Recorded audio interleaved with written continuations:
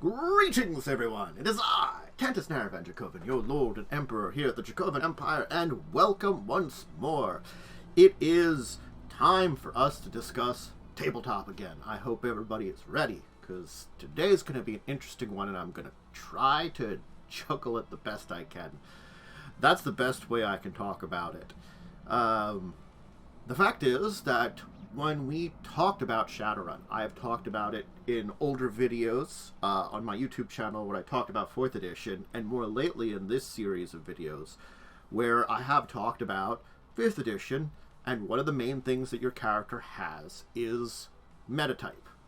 Metatype being that it is basically what you are, what ancestry you are, what species you are, what if you're looking for older terms from older editions of games, what race you'd be.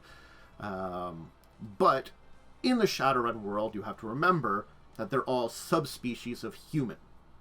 So you're still technically human, but they're all subspecies of the human as Homo sapien.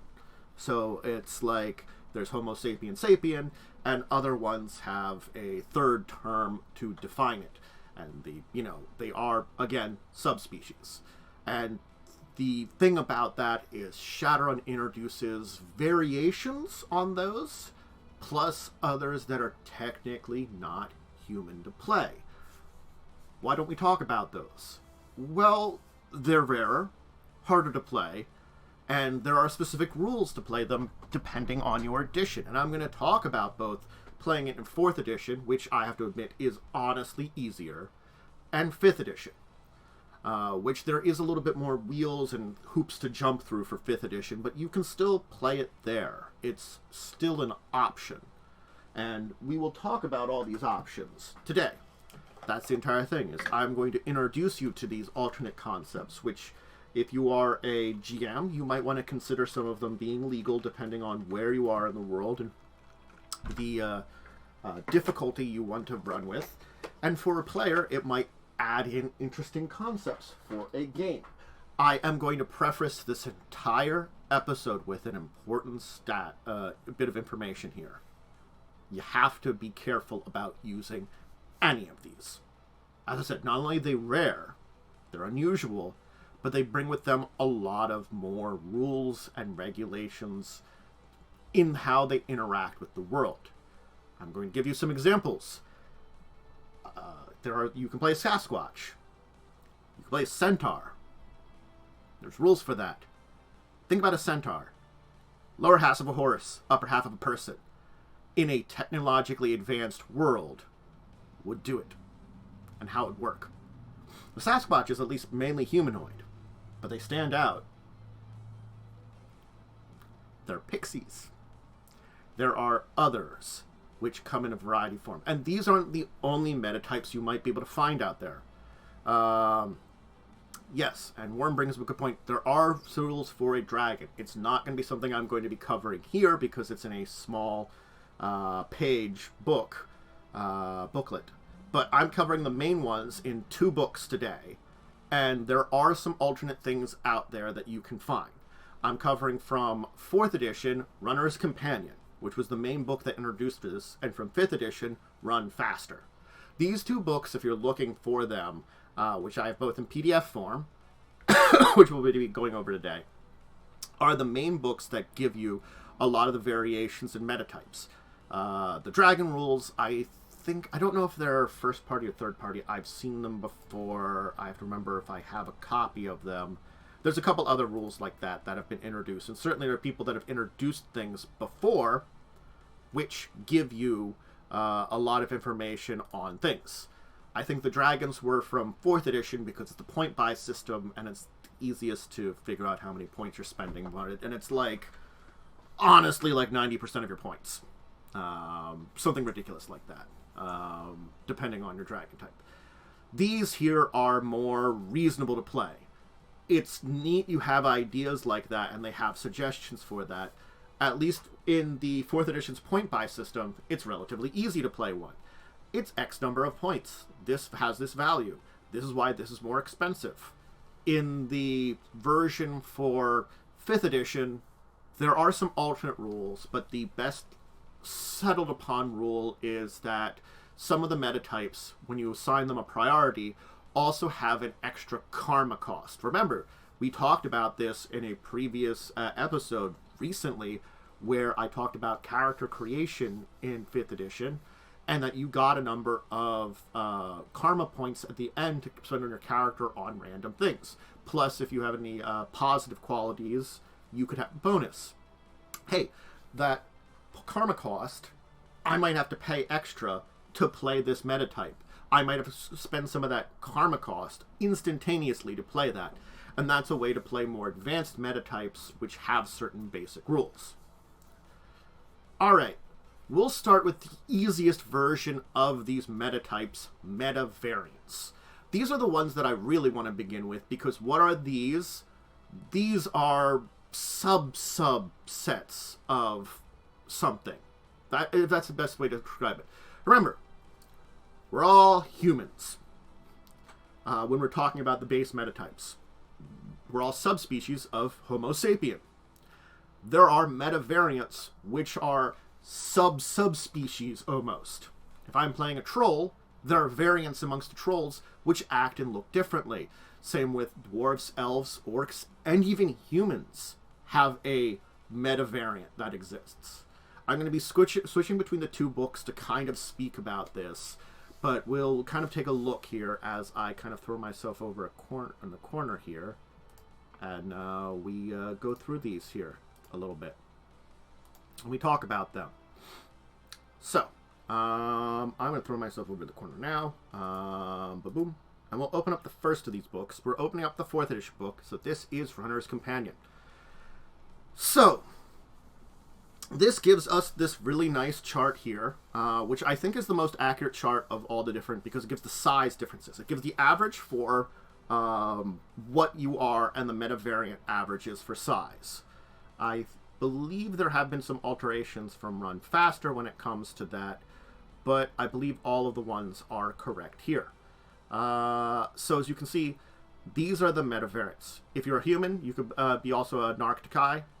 Dwarfs have gnomes, Korbuko, Menahum, and Hanuman. Elves have dryads, night ones, Wakyambi, and Zaripi Thip. I'm probably pronouncing some of these horribly wrong.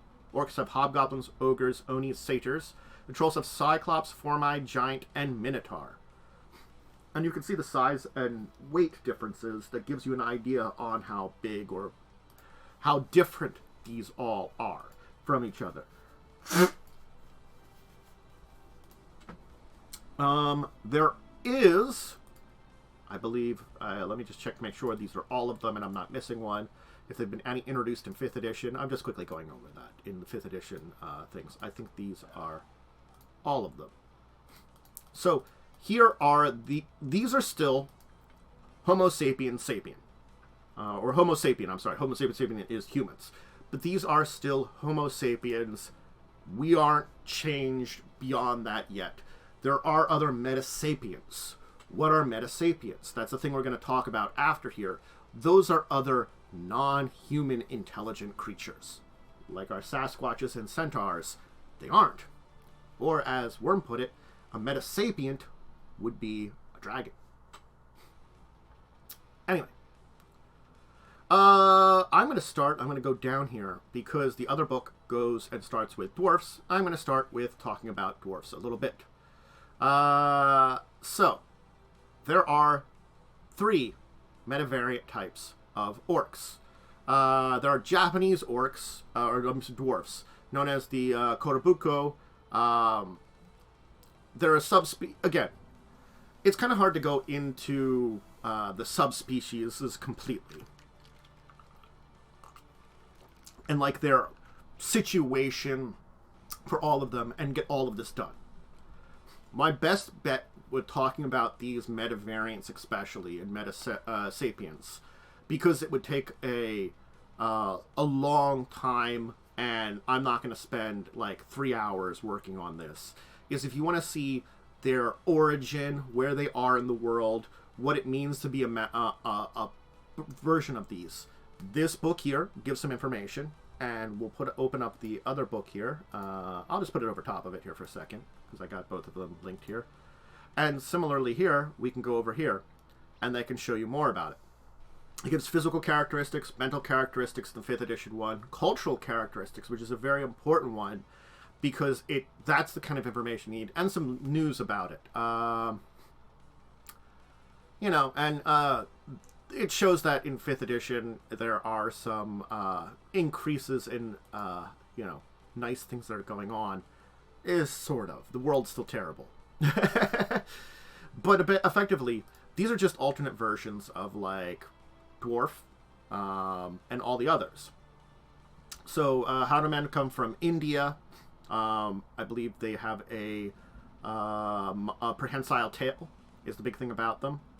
Gnomes are smaller than even dwarfs are, so they have problems with that. It's sort of like dwarfs already have a problem with being stocky and having size problems, but gnomes have it even worse because they are smaller. Metahuman are, I believe, Polynesian. Oh, and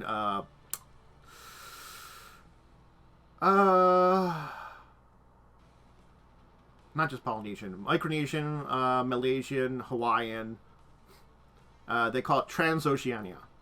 So that's what Metahuman are, Transoceania, and they are a very little difference there too. And they've got some adaptations for an ocean environment. And of course, the Kotobuku are Japanese from origin, and they're rare outside of Japan. So these are the 4 dwarf variants, and I'm going to talk about basically introducing them now, and then we'll talk about statistics and stuff like that and playing them in a minute. But let's kind of introduce them and go over them. I'll kind of throw this one out of the way for a minute because we don't need the 5th edition one at the moment. We're going to talk about the Orc Variants now. So let's go to the Orc Variants in our 4th edition book. I'm kind of using a combination of the 2 books here. And they introduce 4, as I talked about. And Orcs, again, have had it the worst off of all the normal metatypes. It's the sheer fact that they're kind of in between things, that being, unfortunately, just being in their position and they're not trolls has meant they've gotten the brunt of things. Like goblinization, everybody hated the things that happened with goblinization. Trolls were big and mean and spooky because they're, like, huge. Orcs are basically the same size as people. They might be a little tougher. The Homo sapiens robustus. But it means that they're not tough enough to not get the discrimination thrown upon them. The stuff that would go to trolls and stuff. You know, turns out humans are assholes to each other. It continues. Now, so hobgoblins are slightly shorter than your normal ones. Orcs have a greenish tint to their skin and such descriptions. And they're from the Arabic or Central Asian descent. I don't know if they're found across the world. I would have to check this. So Middle East, Balkans, Transoceania, and Turkestan. And let me just check the 5th edition book to see what they say about that kind of thing, about location. There's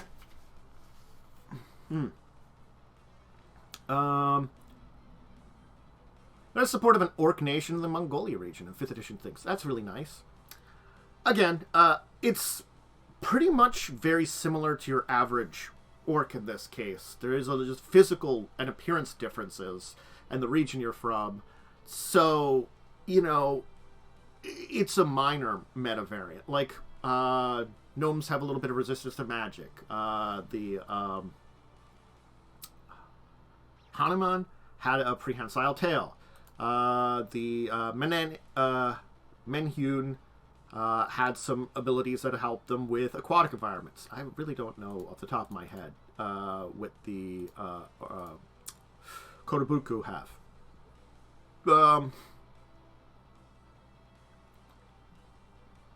I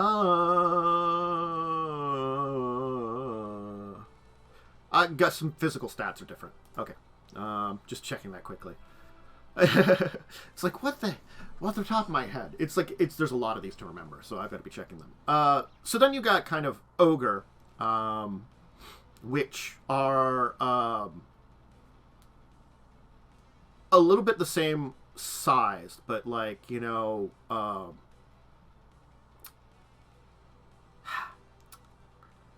it's just physical appearance is a little bit more pronounced. And it's European one. It's kind of shorter and squatter than most orcs, but like it kind of like has its like jaws more pronounced for the fangs and stuff, and it just looks kind of a little bit meaner. And it's unfortunate that has led to more negative stereotypes against them. The Oni, which is an orc native to the Japanese archipelago. They have like a kind of demonic appearance, bright red, blue, and orange skin colors, curved horns that are a little bit more developed.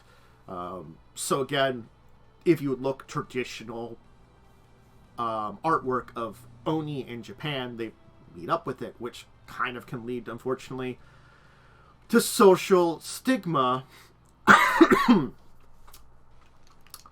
And they do say, like here, that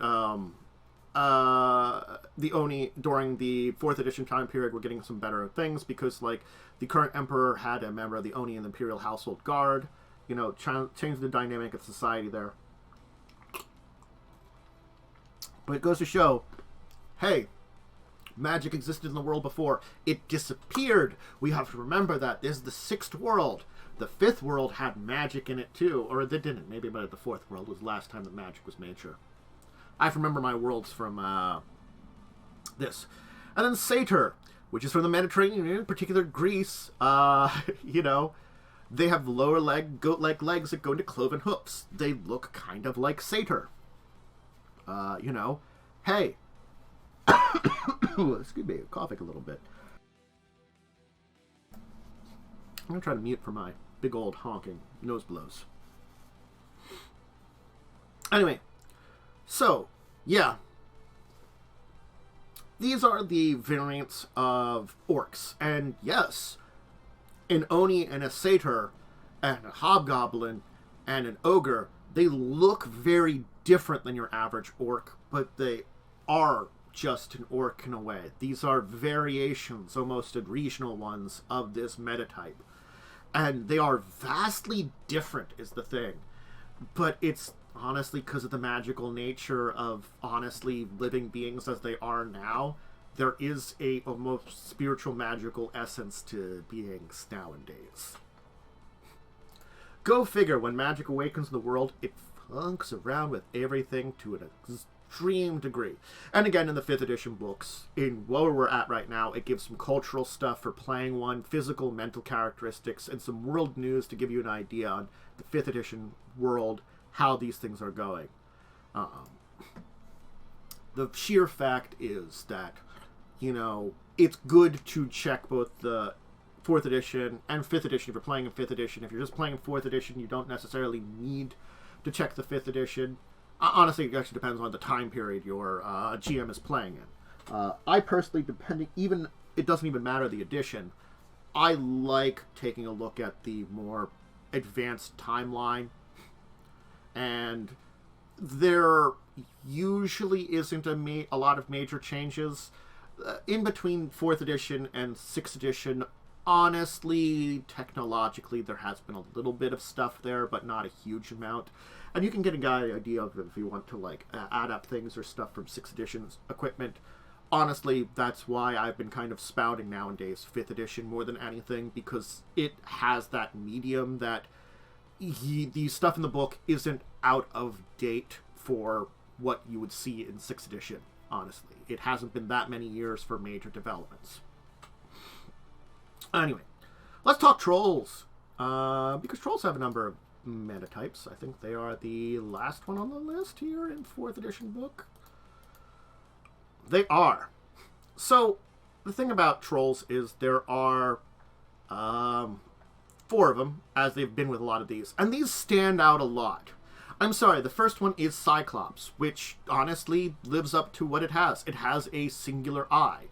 It is Mediterranean, of course. Hay comes from that area, like Greek. There are areas of Barcelona, Marseille, Istanbul, throughout that Mediterranean region. And the thing of having a singular big eye stands out, of course, that they are monocular rather than binocular. And whether the reason behind this adaptation, 100 reasons that you can try to give. There's scientific stuff that happens to this. But it's the entire idea you're playing a troll with one big eye. The Fomori are, of course, a subgroup from the British Isles. They don't have the expensive dermal plate deposits. They have that in because remember, trolls have natural armor almost to them, dermal plates under their skin. Fomori don't have that, which is something that seemingly makes them weaker or more frail, but doesn't really. But they have like a slightly better appearance, almost sort of like they don't have the sort of negative stigma that a lot of other metatypes put towards them. They're more appealing to the baseline that unfortunately humanity puts forth, since humanity still is the major metatype in the world. It's just the thing is that we cannot deny, even in the Shadowrun world, with everything that's happened, with the dystopian stuff, the massive diseases and wars and stuff that have caused the population shift, the switching of populations to the various other metatypes, humans are still the number one. They are the most populous. You can't get beyond that. So there is a prejudices and stuff that kind of existed. Because of that, you can't get away from that. Unfortunately.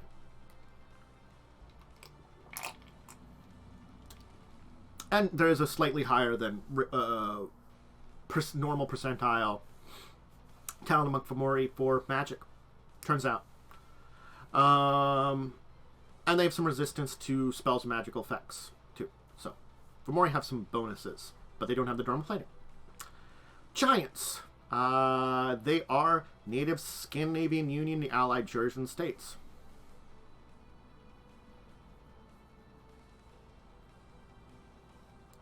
I have seen the paper on it, so I don't know if it was kept somewhere as a separate thing. I think it was a PDF. But it was a good thing to know about. It's somewhere that it exists. I have seen it. I have it, I think, but I don't know where I stored it. It's those things when you have a billion different PDFs and you kind of try to organize them and, all that stuff. So, a giant doesn't have the horns or the bone deposits common to trolls, but is like 3 meters tall. Remember, trolls are like 2.5 meters tall. We're talking much taller here. So, yeah, you don't have horns, but you are massive. So, like, even you're big when it comes to troll products. Remember, it has been long enough that there are products for other metatypes. If I'm a troll, an average troll, living somewhere in the world, I can specifically get products set for my size. They sell them now. Granted, it's probably not, it's like, big and tall, except it's troll and dwarf or something, that actually might be a thing. I don't know. But if you're a giant, you are literally much more of a giant, and you have this issue, and you're just way big. So.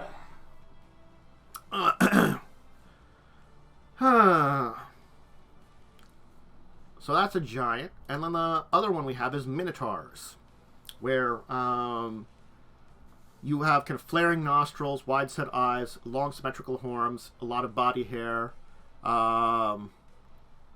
They're genetically, you are not similar to a cow, but you have a very cow-like appearance. See, these are the, you can see the probably like the giant, probably the Fomori, the Cyclops, the Minotaur there. Got some more images of them.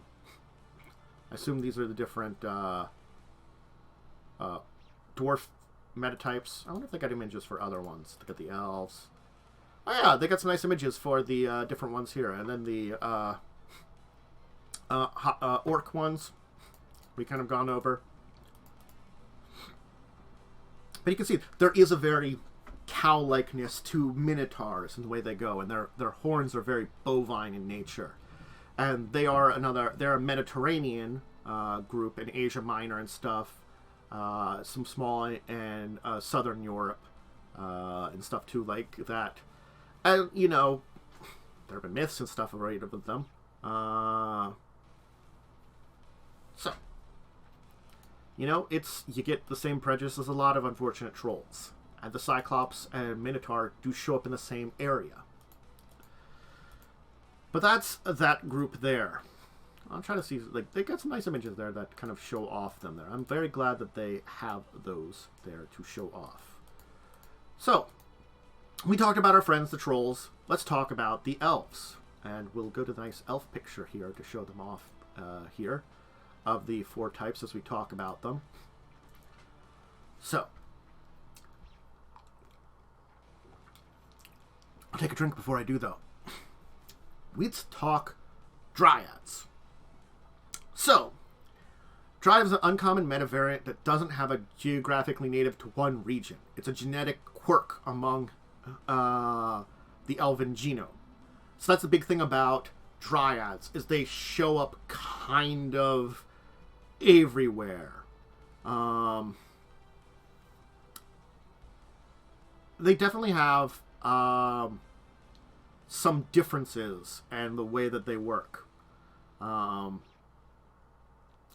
Let's see here. They do form an attunement with the environment and stuff like that. They are very much more natural. They show up in non-urban environments when you technically get born. They do resemble Homo sapien nobilis very much so. So the thing is, they look a lot like an elf. You know, you don't get a lot of difference between them. Maybe a little more slender, a little bit more pale-haired, a little bit more slight decrease in stature. It's just some of the seemingly natural abilities that are built into them that specify that I am a dryad rather than I'm a standard elf. And it's just the sheer idea that they do show up randomly in the genome. Yeah, they're randomly in a genome. You don't know if, it'll be expressed or not. Well, then we have the Night Ones, or as in 5th edition they're called, the Nocturna. That's the common term, is the Night Ones. And, I'll take my drink again. I should blow my nose again, actually, before we delve into this one. I'm going to mute for a second.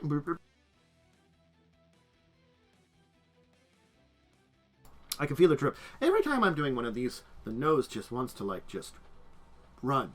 Much more than anywhere. Alright, the Nocturna. Let's talk about them. They're hypersensitive to light and promotes nocturnal biorhythm. They have a short, dark fur covering their entire body and face, similar to the Panthera genus, the Black Panthers. Doesn't grow on their palms and the bottoms of their feet and eyelids. So they are basically got a bit of fur on them. They are,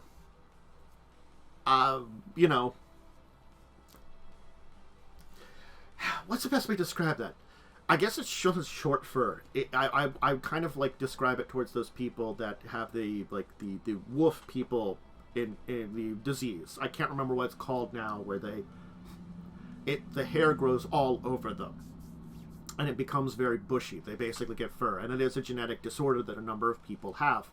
In this case, it is in fact a little similar to that. The fact that they have this seeming disorder. I can increase the size of this a little bit. We can mess around with the PDF and make it a little bigger. Do the same with the other one. Make it a little bit more readable when I open that one up. Anyway, they're from Northern Europe, and I guess honestly the fur and the nocturnal biorhythm are the two big things about the Nocturnus, the night ones. So from southern Africa, you've got the Wakyambi. I hope I pronounced that even close to correct, because I'm going to be honest. Thank you. So, in a way, it's similar to the werewolf syndrome, except it's a subvariant of a subspecies of humanity that specifically grows with this. It.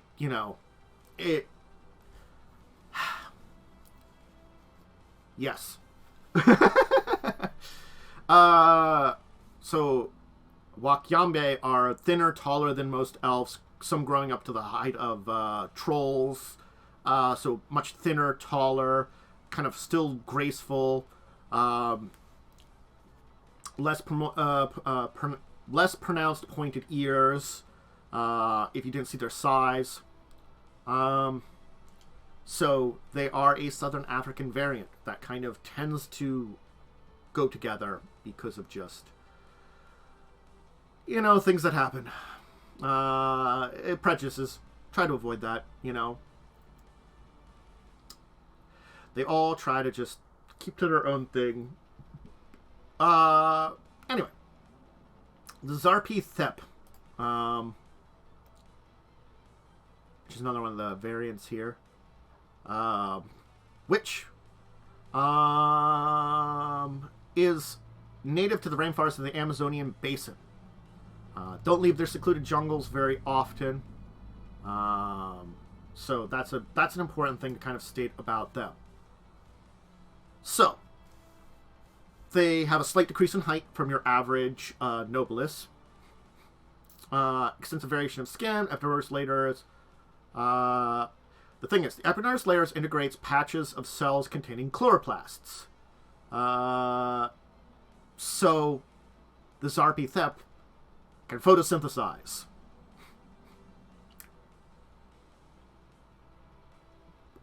That's the big thing about them. They can photosynthesize. They've got chloroplasts in their skin. I think that's the main variation that we talk about for them when we talk about them.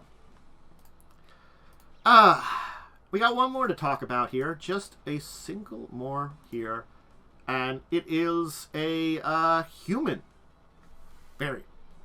Which is one of those interesting things, because Homo sapiens sapien, you feel like, is the baseline because it is us. It's our comparable to who we are.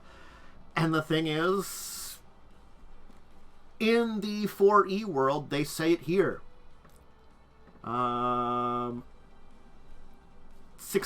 of the population is that. That's still a big number. Of all of these original metatypes, breaking it down, before we even get into the variants, 68% of the people on the world, of the Homo sapiens, no matter your subspecies, are Homo sapiens sapien. The baseline human. But there was an event in India which created a subspecies of Homo sapiens sapien, the Nartaki. So they resemble Homo sapiens sapien. They have a variable skin color, an additional set of upper limbs. So they got 4 arms. They're fully functional and make one of the few 6 or 8 limbed mammals. There you go. Some have blue, red, gold skin color, and all of them that are known are from India. Hey, remember multi-limbed people in Indian lore, some of which probably have been worshipped as deities? Turns out there are some people that gained that ability, that kind of like that. It was like a mana pulse that threw through the Ganges, that kind of boosted the populations. And the thing is, though, they do say the new... the year of the comet had a lot of these appear, and then now with a new surge, there's a bunch of female ones that show up, all female, in a surge in the population. But the good thing about them, at least, is Hindu culture honors them. Because you have to think about it. Hindu culture, we have beings that are being born or created from people that have an appearance similar to deities. You know? They were considered touched by the deity Shiva. And a lot of them have entered Hindu priesthood, and it doesn't mean all of them do. Certainly you could play one that maybe wants to leave India for various reasons, but you would be from the Indian subcontinent if you are a member of this group. And as to why, you know, there's a lot of reasons probably, but, you know, it's an interesting state to be in. That you are raised to a much higher level in the systems within that country because of this. And there's another thing that I do want to talk about at some point in time, countries in the Shadowrun world, more than just the UCAS, because that's the common one. But those are the meta variants, as we talk about them. And certainly, all of them have different places in the world, and it's unfortunate that when you look at the Narataki, because of the situation that they're in, they might be considered a Homo sapiens sapien, but their appearance matching that of a deity means they are honestly well treated.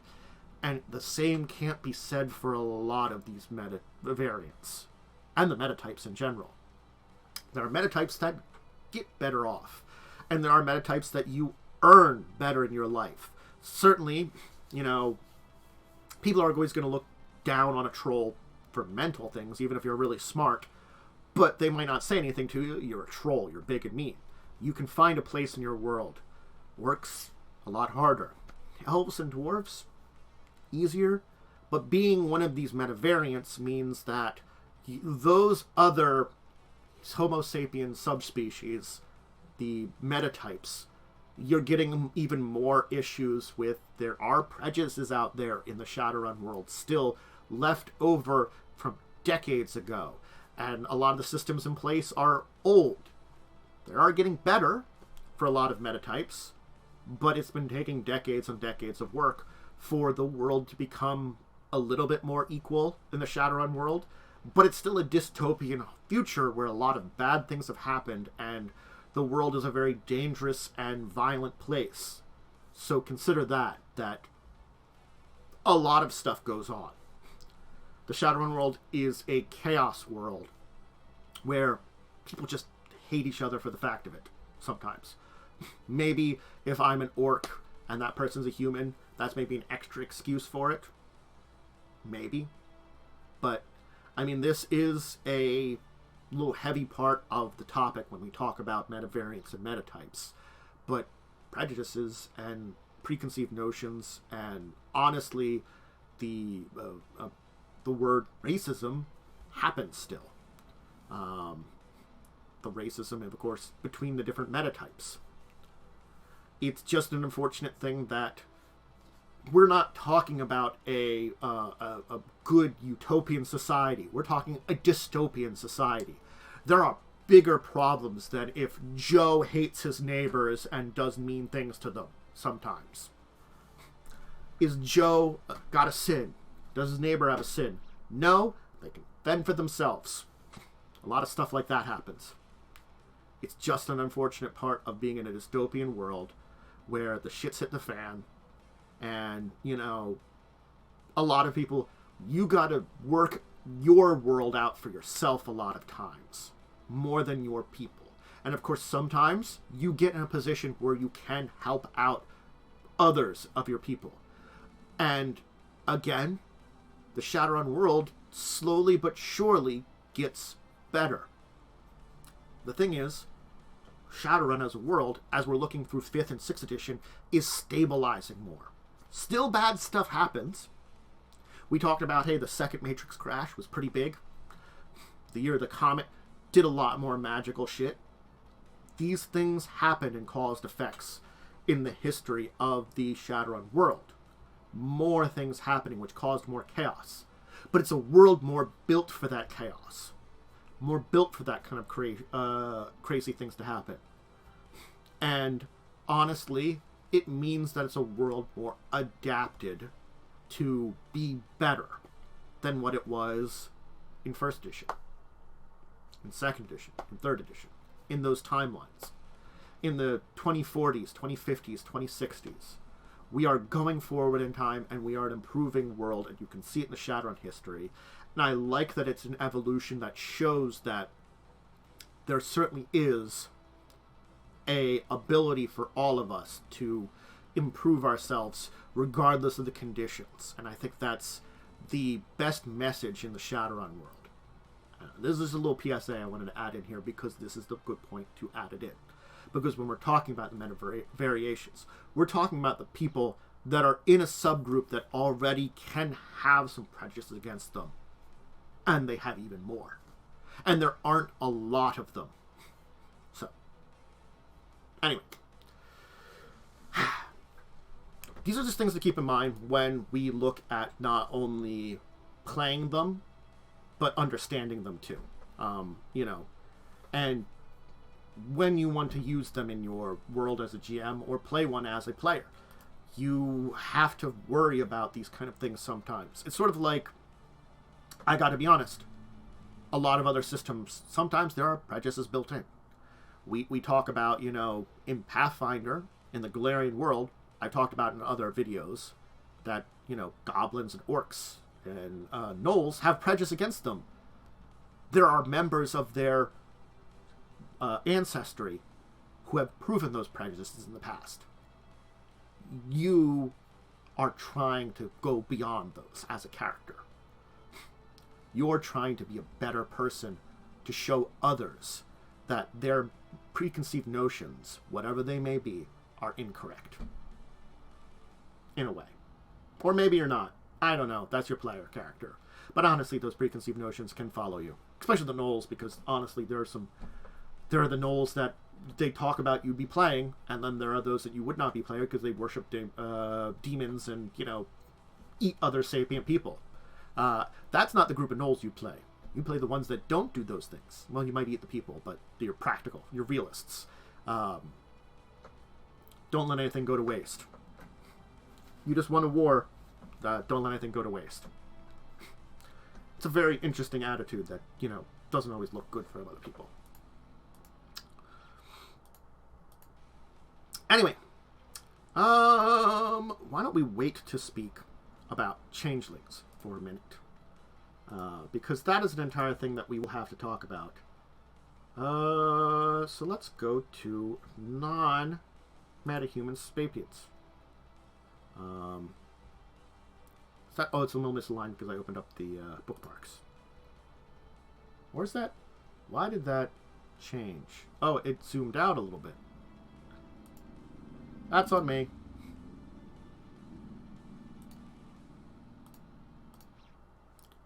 There we go. Did I fix it?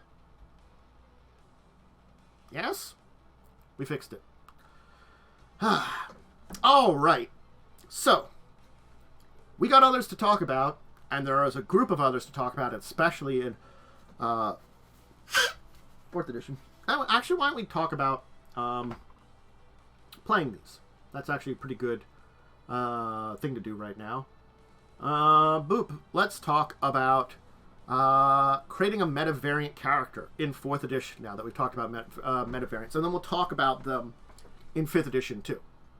God, every time I channel surf, so to say, it zooms out. So, as you can see, this is the normal 4th edition meta type attribute table. It tells you, here is the basic meta type, here's the points you spend for it, here's the rules for it.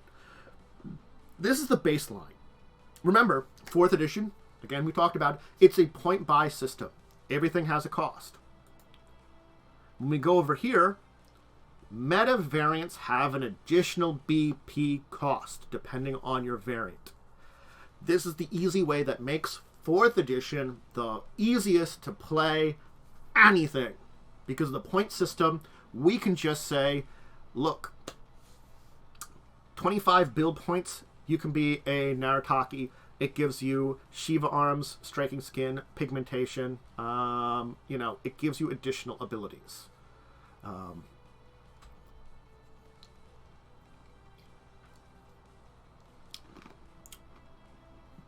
And you can see that each of these has different costs. 25 for Narataki, 25 for Gnome, 50 for Haruman, Kotobuku's 35, Menehune 25 for the Elves, Dryads 45, Night One's 35, Wakyambi is 35, Sarithepi is 40, for Orcs, Hobgoblins 20, Ogres 20, Oni's 25, Satyrs 25, Troll Variants 45 to be a Cyclops, 45 to be a Fomori, Giant to be 40, and Minotaur to be 45. These are different costs from these. These are the standard costs. These are the costs to play them. So you can see that if we look at Orc, which is normally 20, some of these are exactly the same. Some of these are different. The Trolls normally are 40. Only one of them is 40. The Giant is honestly the 40, and those are 45. For Elf Variants, 30 normally, and we're all above the 30 there. For Dwarfs, it's 25, and we do have a couple of 25s and some higher ones. And for Human, it's normally 0. But it gives you an idea of the different abilities. They keep the statistics the same for all of these. And then just add them special abilities, depending on your metatype. And I believe there is probably a page in here where they talk about these different things. Oh, Metatype Tribute Table 73. Yeah.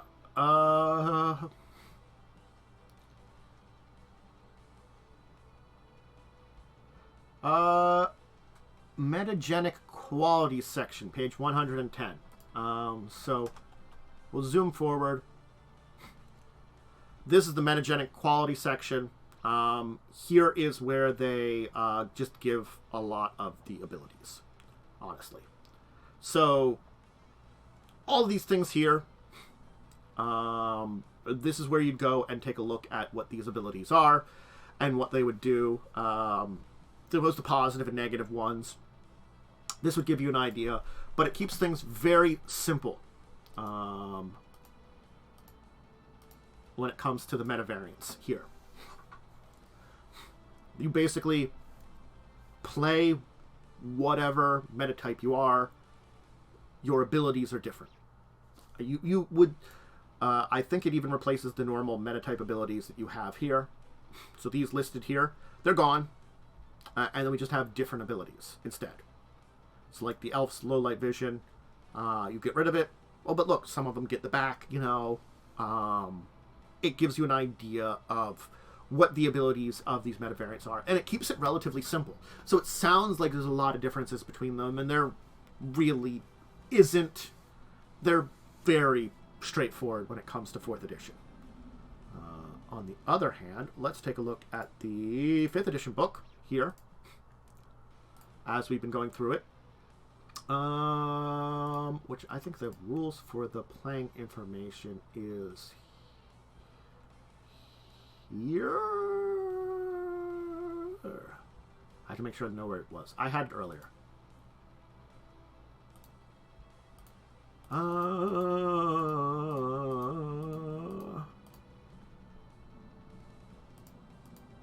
Oh, that's not the right area.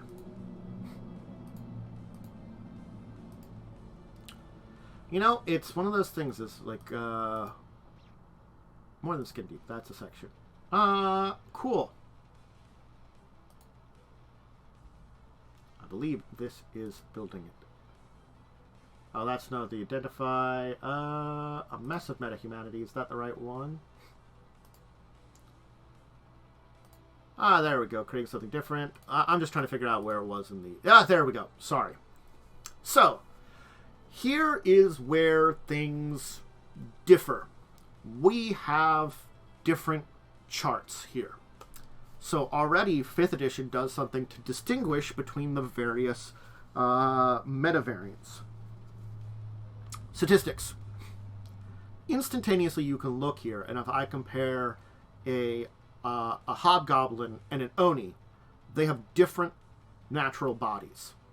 Or an ogre and a satyr. Different natural bodies for where they start out and where they go to. So already, these statistics completely different. They still have racial traits, or variant traits that exist under them, but this chart here defines the differences between 4th edition and 5th edition. 4th edition kept them very standard, except gave them the metagenome type abilities. This one here gives them abilities, but it also differentiates the basic statistics of them for their attributes to make them feel more unique. So that when I play if I play a gnome versus playing a Hanuman, I will have some statistics that are different that make me feel different. We won't look at the Shapeshifters and Metasapients. Let's look at the extended priority charts. So, here is the important things for the extended priority charts. These are all metatype special priority charts. And you can see there's something here built into it which makes this system work. Now, they do give rules in this area for an alternate point-buy system for playing some of these things. This is not something I'm going to dismiss completely. But the big thing here is, if you just want to play one with these special meta-type attributes, it shows you what you would have to play to be one of these. At a priority E, you could play a Narataki with one special attribute point. Then you could look at like a Dryad, a Nocturnal with 0, Wakambi with 0, and see these have additional karma cost. The Wakambi has a 12 additional karma cost.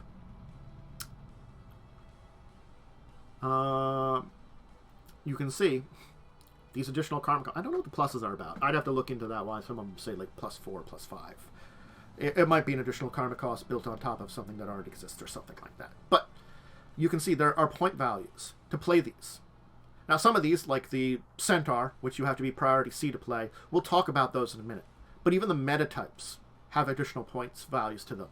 If I want to play a Hanuman with a single special attribute point, it would still cost me 5 additional karma and a C priority on my metatype. Getting up there, yeah, the 5 additional points doesn't change. So all the metatypes have an additional base points you'd spend to play that metatype, from, you know, the things like Cyclops and stuff, and it's just the amount of special attribute points you get for them. So those charts are going to be your most important charts there. But we are going to talk about something completely different, because we should talk about it, as it is an important thing now. We've talked about the general meta variants and having them. We got to go up here, back through all of these things to the second group of people we want to talk about, because there is a group of people we're not going to be talking about today, or we're going to talk about some ones that aren't in the 5th edition book. I will tell you. We will be talking about them. But the non-Metahuman Sapients. With the awakening and magical power, there have been a handful of other sentient races that have come into existence. Because of this, a lot of them have been slower to recognize as being actually smart. And many of them have problems even more than, metahuman variants. And a lot of these aren't in a technological society, which is another issue for them.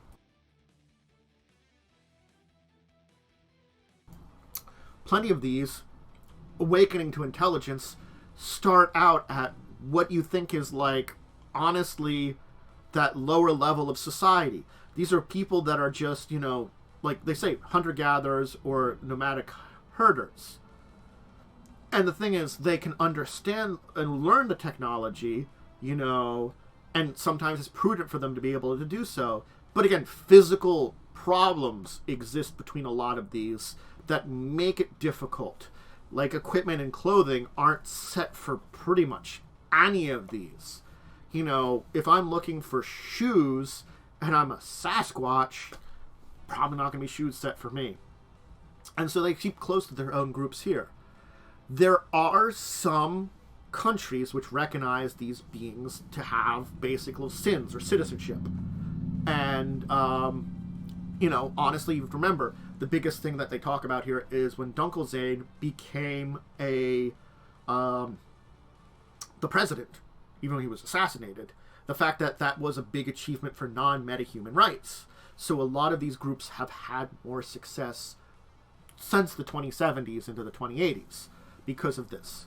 The United Nations had a Declaration of Non-Metahuman Sapient Rights that, they recognized 6 non-metahuman species and genuses. Sasquatch had already been recognized. So that was introduced in the 2070s. I'm not sure how much it has actually gone beyond the 2070s off the top of my head for non-metahuman rights. Anyway, let's start with our good friends here, the Centaurs. They're mostly in the Asian steppes. There's about 50,000 of them worldwide. There are some present in the North Americans. There was a refuge by Dunkelzane, and some in Europe, Greece, and Czech Republic.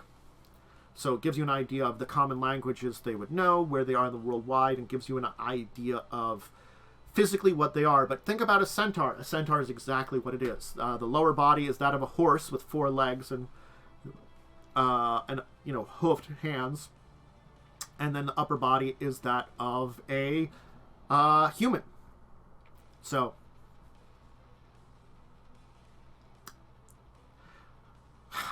the thing is, centaurs kept to themselves, so it always thought to them to be primitive. There are plenty of those that can adapt to metahuman society, even though they physically can't. They're smart enough to learn a lot of stuff. They have magical talent and stuff. Technology is good. So that is our good friends, the Centaurs there. And they give a list of prominent Centaurs here. And it gives a nice of where they are recognized well. Like a lot of the Native American nations, even Greece, the Czech Republic, Amazonia, Mongolia, all recognize them and give them citizenship. So that's really good for those countries. So if you're a Centaur from Greece, you can have citizenship in Greece. Good for you. And they do give some information on them also, expanding upon this a little bit in the 5th edition books, but they are fairly similar. Let's talk about the Nagas. They're serpents up to 10 meters long, large blunt heads, expressive face, multicolored armor scales, help them retain heat. They can speak metahuman languages. They are snake beings, That's the best way to talk about it. They're serpents. Yeah. They're about 160,000 worldwide. It talks about where they are from: Amazonia, Cambodia, the Indian Union, some subtropical areas in Southeast Asia, Indian subcontinent.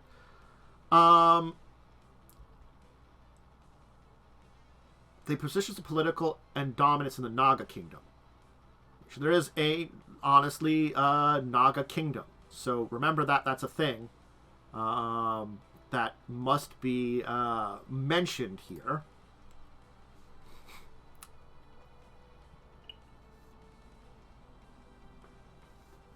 The thing is, Naga were originally looked upon in a way that they were just very intelligent animals that were awakened and magical, that they were just 10 meter long snakes. And when they began to basically understand, oh hey, they're as smart as people,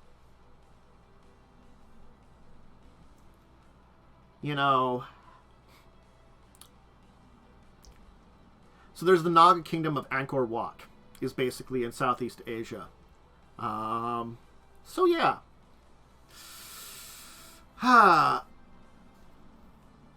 And Southeast Asia does revere them a lot, so that's a good thing to do. And in some other places of the world, they can find well-liked. But the thing is, when you think about it, they don't have a really good start when it comes to people, since, honestly, they were thought to be just highly intelligent magical snakes that people wanted to study and took to labs and studied and tried to train as, like, trainable animals. And then, you know, they can learn our languages and speak with us and are highly intelligent, same intelligence as most variants and metatypes. So that was a thing. But, you know, Naga are a group. Pixies, again, they list major versions of them. Pixies are miniature. They look like kind of miniature elves, about 45 centimeters high, on average, with dragonfly-like wings emerging from their back. And their ability to fly is magical-based, not wing-based, apparently. They're very rare, usually only present in the wilds of British Isles or Western Europe. Unknown population. They use a lot of primitive wings, though again, like, you know, varies between different ones. France is the only nation that issues permanent sins to Pixies. Portland has begun issuing criminal sins to Pixies accused of convictions of crime. And Neonet is the only AAA company that had Pixie citizens. As of there, I think it's let me just check if it expanded. The governments of Tirnanog, the United Kingdom, Talmir, the USA issue criminal sins now. So, Evo also recognizes Pixies with corporate citizenship. So, if you meet a Neonet or Evo Pixie, they will probably be corporate citizens of them because they could join that. But again, it's one of those things is they are very unusual. They're recognized as sapient, but certainly usual. Weird. And then, hey, the fifth world, aka our version of the world, because we never went into the sixth world, you know, the legends of Bigfoot were true because Sasquatch are a thing. Let's talk about Sasquatch for a little bit here. 3-meter tall hominids, very distant relationship to metahumanity. There's 35,000 estimated worldwide, mostly in the Native American nations, though Tibet, Nepal, UCAS, and parts of the Yakut have some of them.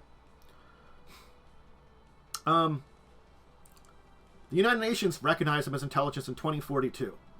And most nations and megacorporations allow sins for them. So of all the non-human character types, the other sapient creatures that are out there, they are the ones that have it off best, honestly. Of all the non-metahuman sapients. It's one of those things is that, you know, Sasquatches have it good because of that. The best, no. Honestly, no. But just the idea that they have had that recognized, and, you know, as I say, some have attained political positions of authority in their respective nations. You know, it's... Because, I guess, of all of these creatures, most of them are much more of legendary. But Sasquatch have always been in the popular mind because they are, like, of all of these, the ones that, like, you know, we think of most. And, you know, they've integrated very well into the sixth world. And a lot of them do find areas in the entertainment industry that they can get into, or they say other sapient critters they can be ambassadors to. So Shadowrun Sasquatch have found their world here.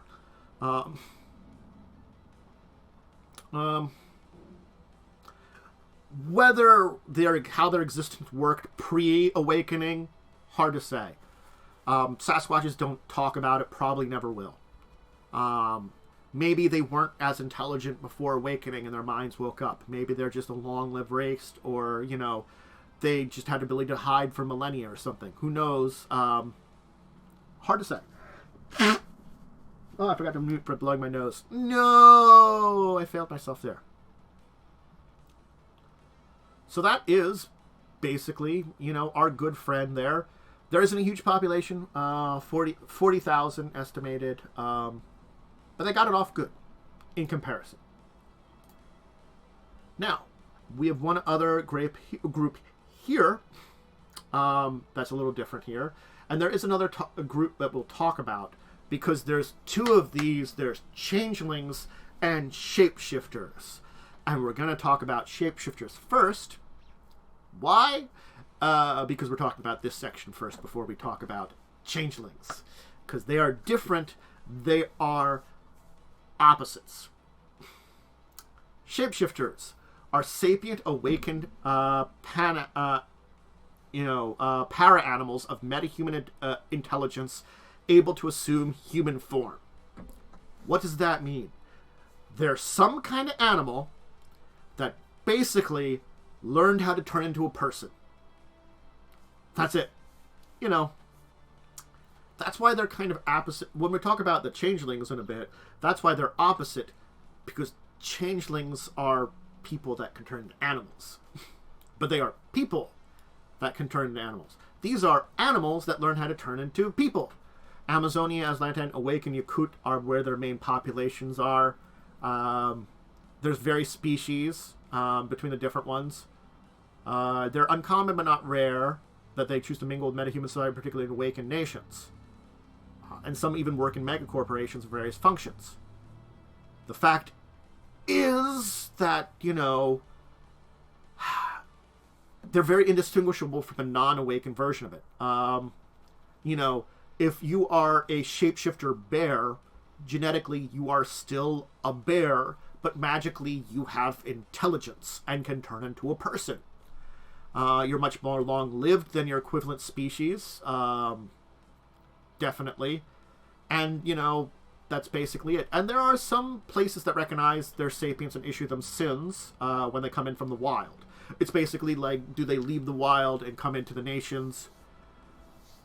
A lot of the members of Not UN consider them dangerous and, you know, hunt them.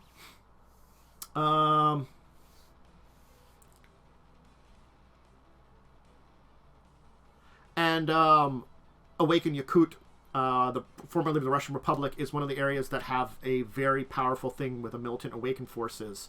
And it's the only place where shapeshifters are the dominant political force over metahumans. So there is a place in the world where shapeshifters have their bonuses. And then they talk about the different forms: bear, eagle, fox, jaguar, leopard, lion, seal, tiger, wolf. These are the bonuses basically listed there. If we go to... They break it down a little differently in the 5e book. Let's throw that over here. They do talk about it similarly. There's bovine, canine, equine, falcine, leonine, lupine, pantherian, tigrian, ursine, and vulpine. That leaves a little bit more variation in their types and what they kind of come from. You know. So, but that gives you an idea of them there. Hey, let's speak about the other group then, because, hey, we talked about... actually, let's talk about playing these first. That's probably a good idea, because I've been trying to do that.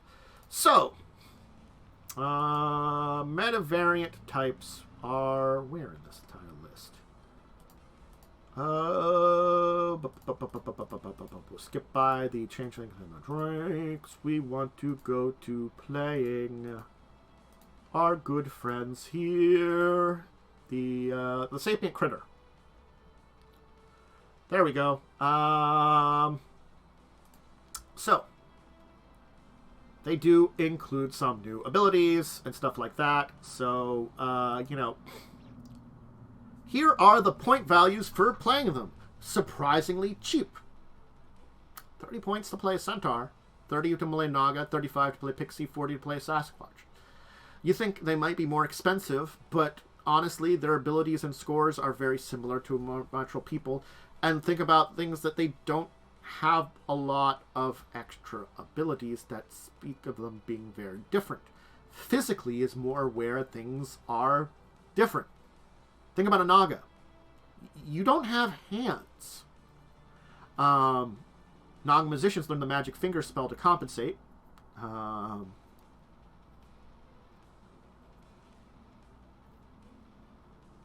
And they have things that are like... It's difficult to play a Naga, honestly. And they talk about differences with magic and stuff. You begin with a magic attribute of 1. And if you lose all... if you go to 0, you lose all your abilities. So... cyberware, bioware, not usually good for for especially these, for the non-metahumans. They do talk about, augmentations, they talk about it. There are symbiote critters that might go into this, you know. But they have rules for it. Definitely there. And then they have rules for the shapeshifter. Look at that. Point value. They are much more expensive. Now we are getting into the points in time where the point value. If I'm playing a bear shapeshifter in 4th edition, it costs me 80 points. That's a little costly. And they give some extra rules for playing them. Same with augmentations and magic. It's the problem that they change forms, so it's just not good for that. And also they have to get Delta wear implants only in their natural forms. And they don't carry over the human forms, but they don't disappear either. They're not there. So that's some things about that it's very hard that way to be a shapeshifter when it comes to that kind of stuff. But it is a thing that you can look at. So you can play these, certainly in 4th edition, pretty easily. We're just going to go up here to the Changeling and be ready for it. But I'm going to go over to our other book here and talk about playing these. Remember, we had our nice charts here where we didn't have the meta variant, but we get over here, we have the shapeshifter section here with all of the abilities that they gain here. And this seems like a lot of abilities and stuff too, where we're not going to get all of it. But as you can see, all of them, I believe you have to have a minimum C priority to play one without a lot of points. And even then, the simplest of ones cost you points, additional karma. So that's the big thing about that. The same with the Centaur, Naga, Pixie, Sasquatch. They cost you points here. You can see that here is all their stats and abilities and stuff. And you can take a look at them. You can't play these without having a C priority and spending karma points. I have to say, a Centaur costs you 25 karma points. Remember how many karma points you got at the end of your character creation? 25. All of your karma to play even a baseline C priority Centaur, which takes up a bigger part of your meta type. So they are possible to play, a lot of them, all of them, but they are going to be costly. So, but let's go over to Changeling. We're going to go over to Changeling here, because they are a thing to talk about. So, there are 3 levels here in the Changeling things. The effects of Surge are little things. Cosmetic changes, character changes, severe modifications. You choose a normal meta type or meta variant to begin with as your Changeling to begin with. So that's the important thing when we talk about Changelings. I'm going to actually go to a different area here. As you can see, there's a lot of stuff in here to talk about that we will be going over. Changelings. So sudden recessive genetic expression, Surge. It occurred in a genetic rarity. They're not really a race or a metavariant. They're kind of like genetic mutation, almost, is the best way to describe a changeling. But they are it's very similar to goblinization, except the fact of it is, rather than like we have a shapeshifter, which is an animal which goes more human, we have humans that, or human metatypes that go a little bit more animalistic, almost in a way.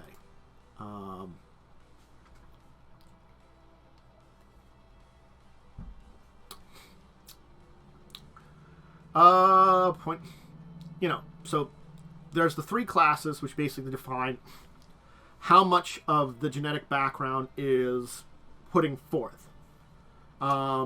Most changelings were created during the mana fluctuations of this 2061, 2062. And there's been a lot less have created after 2062, but it can kind of pop up here and there. We have to talk about the bribing the DM is for. Yeah. Honestly, yes. Bribing your GM into allowing something. There are certain things that I will say when we're talking about them, Tara. I'm a little against allowing. I will talk about them. There are two groups that I'm a little bit more hesitant to allow. So basically, small traits in class 1. A little bit more major traits, that are happening here. You get a little bit more animal traits that are kind of coming in here. And class 3 is the most severe and radical mutations, which can oftentimes lead to the death of the victim. That's about thing about class 3. It is extreme. Like the elephant-headed humanoids with huge tusks and elephant gray skin, large ears, and prehensile proboscis or trunk. These are example of a good Gestalt class 3 changeling. The Ganashas. Blah, blah, blah. I can speak English very well. Oh, wait. I can't. So, let's go over to Changeling here. You choose a point value here. Build points 5 to 15. And there's also dormant genetics. Oh boy. Basically, you get animal-like traits. That's the easiest way to describe it. Let me see where they've got the rules for playing it here, because they've got to have save critters. Shapeshifters, create characters, free spirit. We're not looking at that one. Where's the rules for Changeling? Did I miss it here? I probably did, honestly. Oh, I guess it is just built into the entire thing there originally. So it's basically you get levels of this surge which create like more animal-like traits in you, certainly. So see here, these are the changelings. You can see that they, Ganesha, they become more animal-like with it, with abilities. And what it does is it gives you metagenic qualities chosen in the fashion do not count for the 35 BP cap on qualities. Basically, it allows you to access the metagenetic chart or set of positive and negative qualities in 35 in page 110 in this book, which we looked at when we were looking at the abilities of the meta variants. Remember, we went over there in the meta variants thing. And it basically allows you to purchase negative and positive qualities. And see how they say here. For the 5 build point, must take 10 build point worth of positive qualities and 5 build points worth of negative, 20 positive, 10 negative, and then 30 positive and 15 worth of negative. Basically, these give you what your rules are under that metagenetic chart. So you're kind of like, you can't really, I don't think you can change into an animal, but you're becoming more animal-like, so it's the opposite direction for this one. Now, let's take a look at Changeling characters over in 5th edition, because again, we've got to take a look at them. It's very similar that, the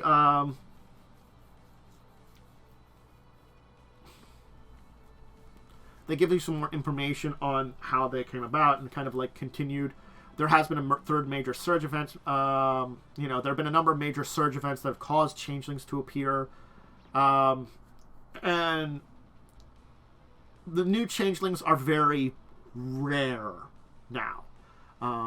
It's sort of like the surge events draw it forward a lot more, and after that they tend to be a lot more rarer. So, I'm going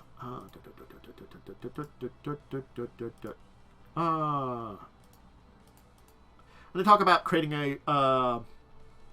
okay. Haha. Surge campaign I've created requires the player to choose a level of Surge class. 10 karma, 15 karma, 30 karma. So you have to spend your karma on these for a Surge class. The chosen class indicates the karma limit of the chosen metatype qualities in terms of the variable of Surge characteristics. Yes. So there are Surge characteristics again, which I think that... did I list them somewhere around here? Oh, hey, yeah. Shapeshifter, metahuman form cost, random genetic qualities. There you go. Hey, you roll a die. Up to there for something like that. There we're getting into the metagenetic qualities here. So they do list them and kind of give you some information based on them. They've got some kind of charts and stuff there. But basically, it's very similar to the changelings of 4th edition. You basically purchase a set, and then it gives you some basic rules on how you determine your animalistic or mutant traits that you're basically getting as a changeling. And you can see there's a whole lot of them, like web dishes, monkey paws, thorns, Satya, a third eye, mood hair, scales, Shiva arms are on here, satyr legs, ogre stomach. They list a lot here that they give. So, changeling is not a metatype you choose. I think that's the important thing to talk about when we're talking about changeling when it comes to 5th edition. So, creating it causes you to purchase it with your karma. And remember, you don't get 30 karma, meaning I already have to have some negative qualities built into my character to make myself a changeling. I have to purchase extra karma for my bonus karma at the end of the game to spend it to become a changeling. So that's an important thing to mention.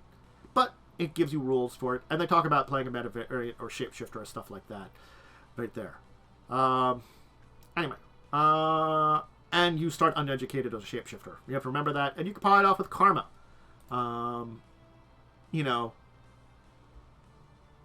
Like they say, like a canine shifter. Like they also say, like, but good reasons needed. Like if you are a canine shifter, you could have lived alongside humans and learned from them and learned all their stuff. And they do tell you why you would have gotten rid of uneducated. It's part of your backstory for them. Anyway, so, just rules on that. They're there. They're here. 5th edition. I wanted to mention it. It's maybe a little simpler. I don't know if it's really a little simpler, but anyway. I think that's it for the 5th edition side of things. Let me just check to make sure. That's where 5th edition stops and where it gives stuff, because then we're going to talk about some other stuff. Yep. So, hello 5th edition. It's been very nice standing by you and looking at your stuff and learning how to play some stuff in 5th edition. We're going to be diving into stuff that's just 4th edition right now, and I am 100% unsure how much of it has been adapted to 5th edition and playing it, but there are probably rules out there if you wanted to find them. But for now, we're not going to be talking about that. We're diving back into our 4th edition book, and we're going all the way to the start here because there's a few more we want to talk about after everything. So, we started with our meta variants, of course. We've started with some very easy things to play. And our sapient, normal metatypes are things like our things. We talked about our changelings and our stuff. Let's talk about drakes. That's a good one to talk about, because this is one that, honestly, we might be interested in. Because as much as playing a dragon is very cool but very difficult to play because it's a lot of points, there's something in between there. Something a little bit. They're very rare species. Homo sapien Draco, they're identified in. Because they appear as normal metahumans, but they have ability to assume the form of a small dragon form.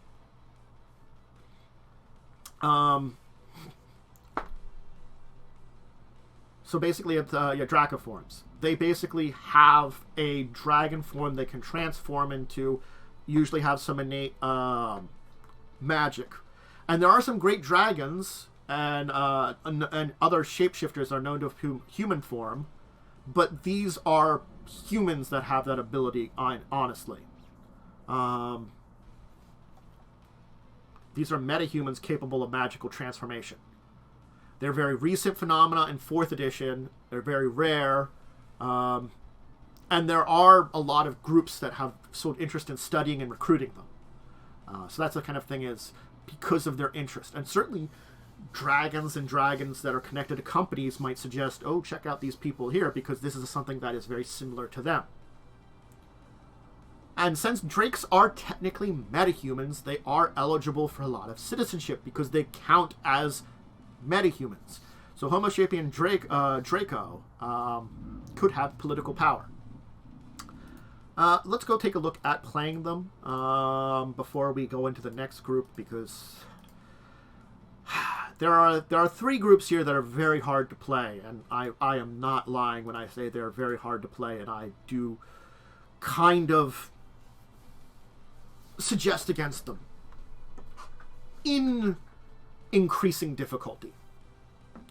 Our good friends the Drake here, you are metahuman to begin out with, so whatever metahuman you are, that tells you your first amount of points you spend. They give basic rules for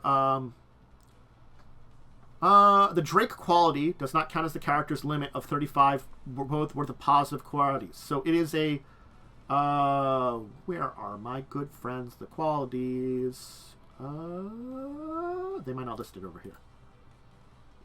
Let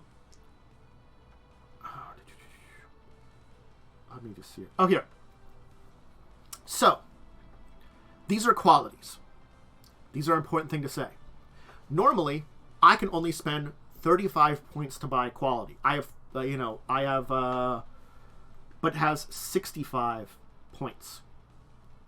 In 4th edition, you can only buy up to 35 worth of positive qualities. Because remember, you have build points, which are used to build everything.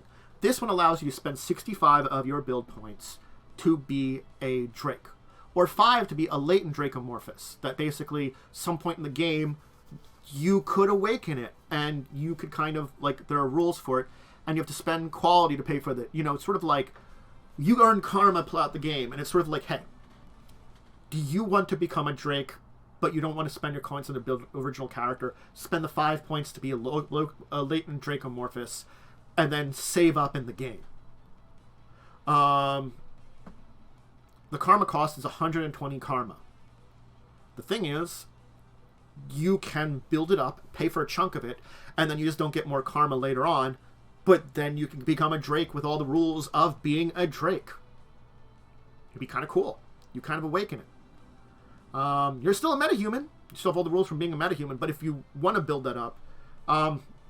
so, being a Drake, you begin with a magic attribute of 1. It can be increased with BP or karma, up to a maximum of 6 normally. You're awakened beings, but you're not magicians, is the important thing.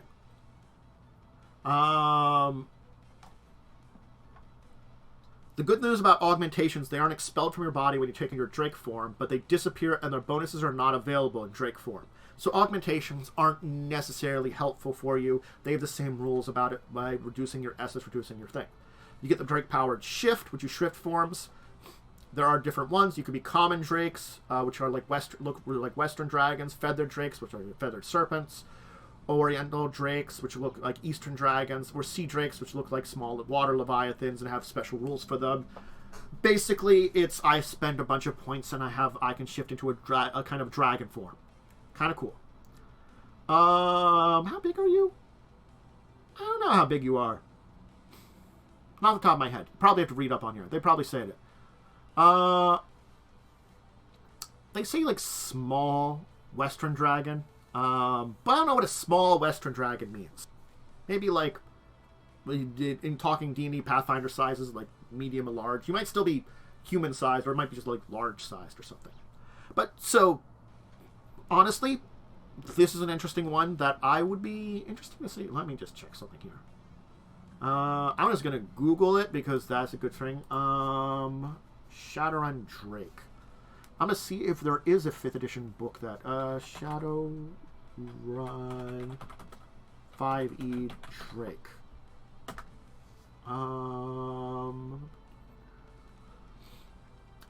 Looks like, I mean, there's probably some homebrewed stuff, but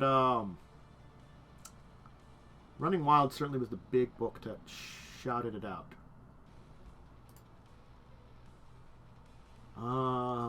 That's a 3rd edition book that talks about them.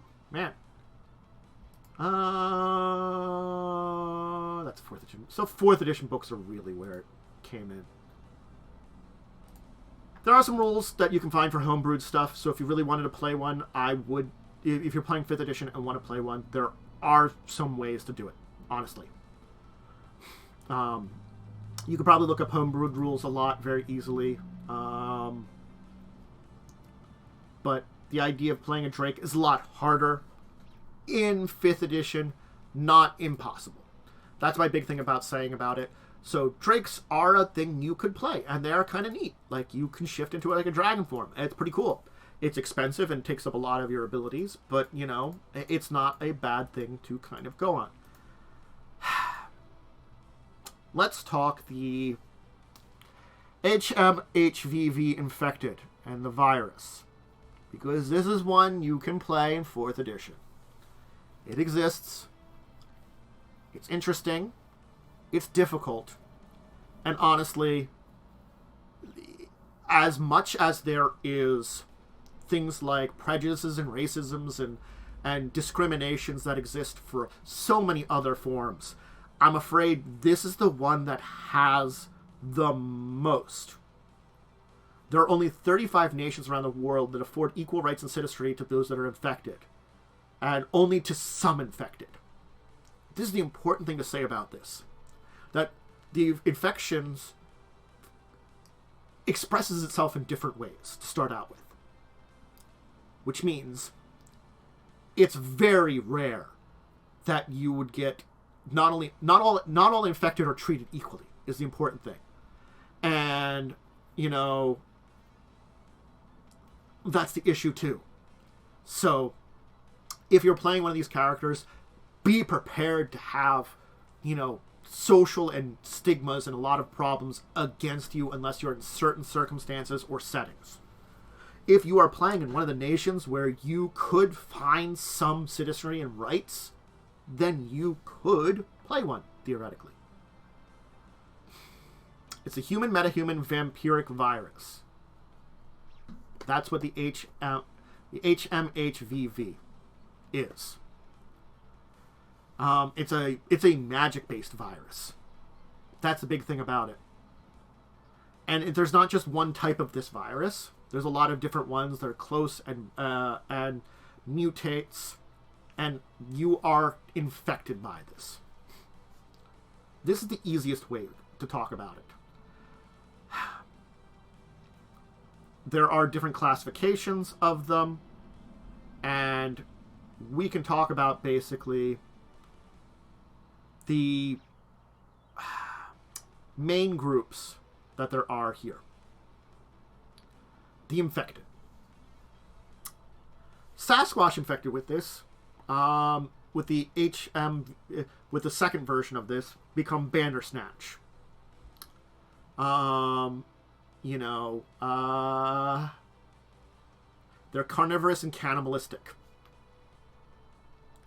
That's the thing about this, is that ghouls are the most populous infected. There are ghouls on every continent. Yeah. a lot of ghouls just have brain damage because of the infection. There are still those that attain intelligence, but they become kind of like... There are ghouls' rights out there, but the problem is... And there is the Ghoul Liberation League, Metahuman Rights Coalition that works with it. Special organizations that kind of helps with them. But, you know... It is a virus and it does bad things to you, is the kind of thing.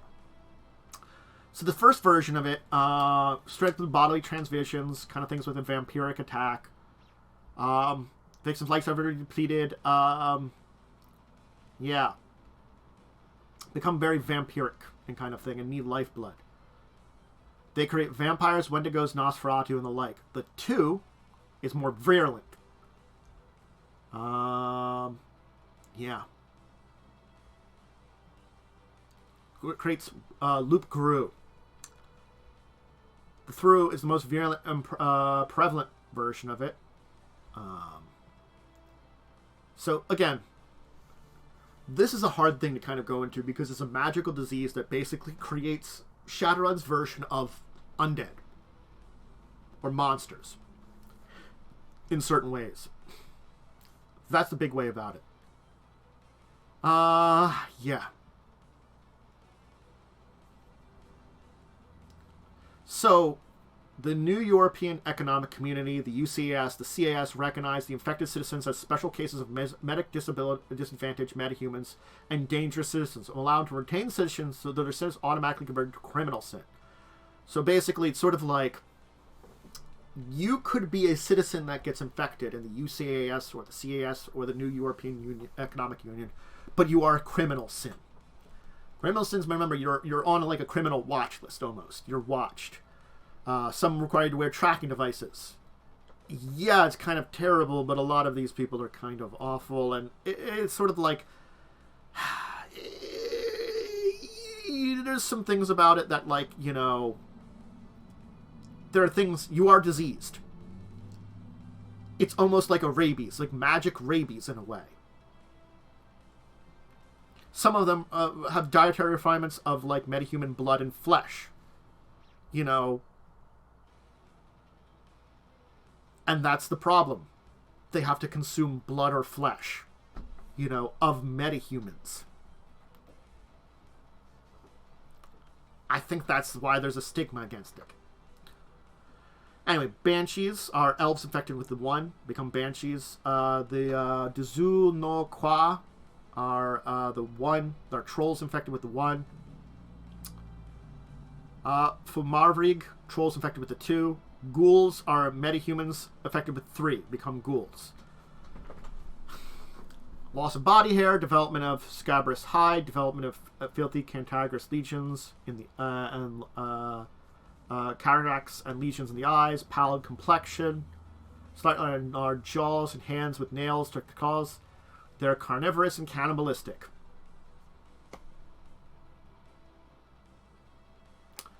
The Mormorag are omnivorous, prefer raw meat. Let's see here. The Banshees are hemorrhagic and need blood. The Duzu Kwa are omnivorous, prefer raw meat, and are cannibalistic. Goblins, dwarfs affected with 1. Omnivorous and cannibalistic tendencies. Loop Gru, humans affected by 2. Carnivorous and cannibalistic. Nosferatu. A very rare species of humans infected by 1.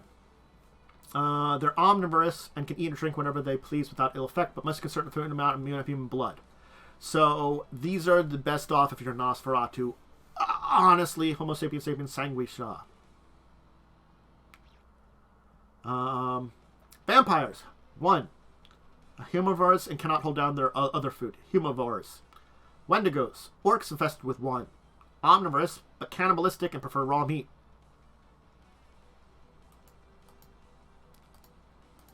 The cannibalistic part is where, like, things go in. That they require, you know, flesh. You can create an infected character. I would be very, very, very careful. They say this here. It's rules and for a necessary build and play infected characters for both game masters and players. Read carefully. You're very powerful, and you can disrupt unbalanced games. But there's uncomfortable realities about it. The vampiric and cannibalistic aspects of your character are very heavy realities if you are playing an infected.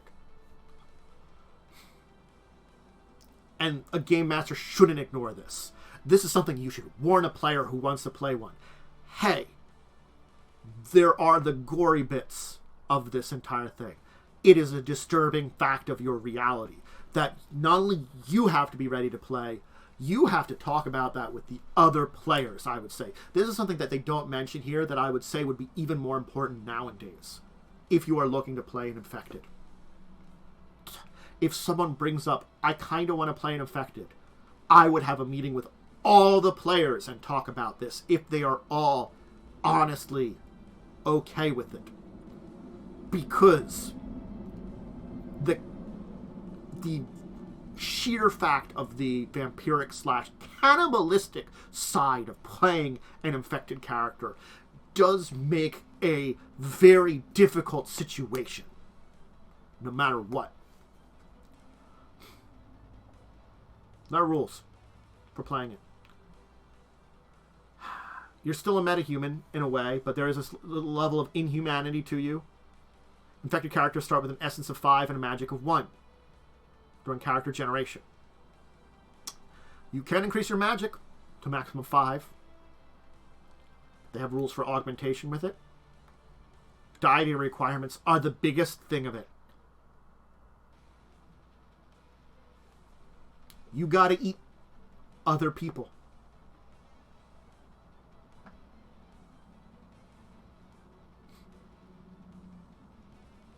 There is a Deltaware digestive expansion implant that allows the infected to process more varied diet, allowing them to ingest things that normally would nauseate them without penalty, but does not leave dietary requirements. You can eat like normal. You still either need blood or flesh. There's an infected lifestyle and stuff like that.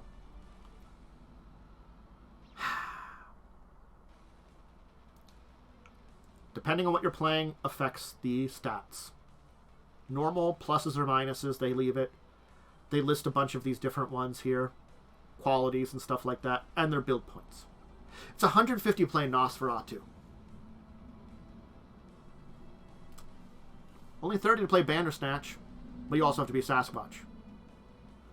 You don't sparkle. No. You're infected with a disease which basically makes you into a cannibal. There's some alternate variations of infected that they list here with some stat differences. And they list them. They talk about the powers and weaknesses here. These are the stats of each of them. You can play Ghoul, play Goblin, Loup-Garou, Banshee. Of course, Nosferatu is very expensive. It has to be taken by humans.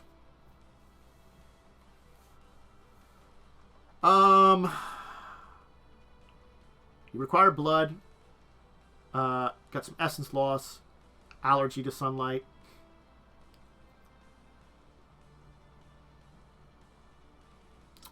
And powers. And all of these here. I gotta be honest. And they got some negative qualities for infected. I probably wouldn't allow some of these, and they talk about infections in play here too. Very heavily. And the diseases. And all about them. I gotta say, this is the first one of the ones that I am very hesitant to play with.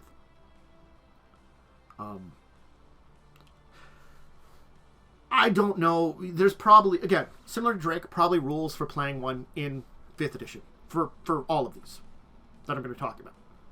But this one is difficult just because of the dark side of it. You're infected with a disease, a magic disease, that basically turns you into a cannibal. Whether it's blood or flesh. You are a cannibal. You need to consume human flesh to survive. or human blood. It is dark beyond belief. And that is why it is, of these main last groups here we're going to talk about, it is probably the easiest to play, honestly. But just because it's easy to play doesn't mean it's a very easy to play. What I mean, mechanically, there isn't a lot to it, really, in the end. It's all about the implications of it and the darkness that you're bringing in there. And these are people suffering from this disease in this world. A disease that makes you a magical cannibal. A magic-based disease, which makes you require that to survive. Magic cannibal sounds a really terrible way of saying it. Honestly, apologize for that one. But they're the closest thing to undead that this system has. So, think carefully before considering it at all. And be ready for it. And have all of your players ready for it if someone wants to talk about it. Talk about it. Because it is a thing. Anyway, I'm going to talk about two other things you can play here in 4th edition that they have rules for that I am hesitant. Not because of necessarily they are super unusual. Yes, these can unbalance your game, but they are difficult to play. Let's talk about synthetic intelligence. Artificial intelligence. Hey, there are rules to play an AI.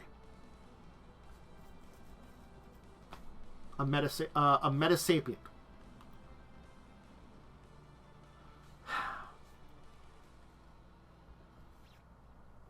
Metasapients are about 1/5 of the known synthetic intelligence populations. They're only kind that has been recognized as facetious by any authority, government, or corporations. 3 other corporate court rulings have followed the original decision.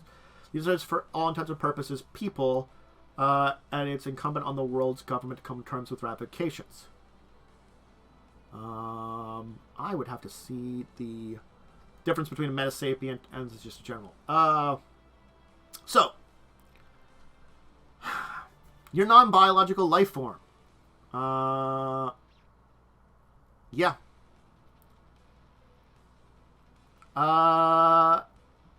You are basically like a kind of AI that gains sapience.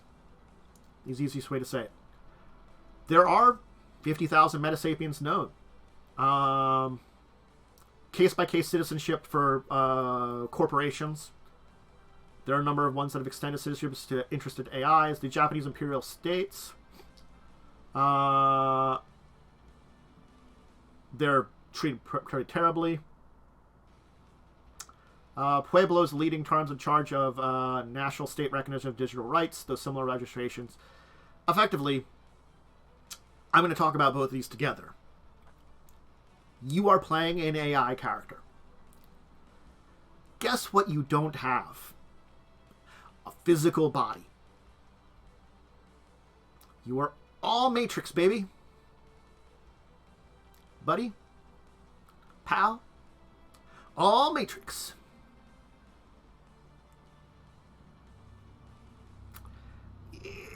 It makes it very difficult to interact with the weird real world and people in a way, because you're existing in a electronic format.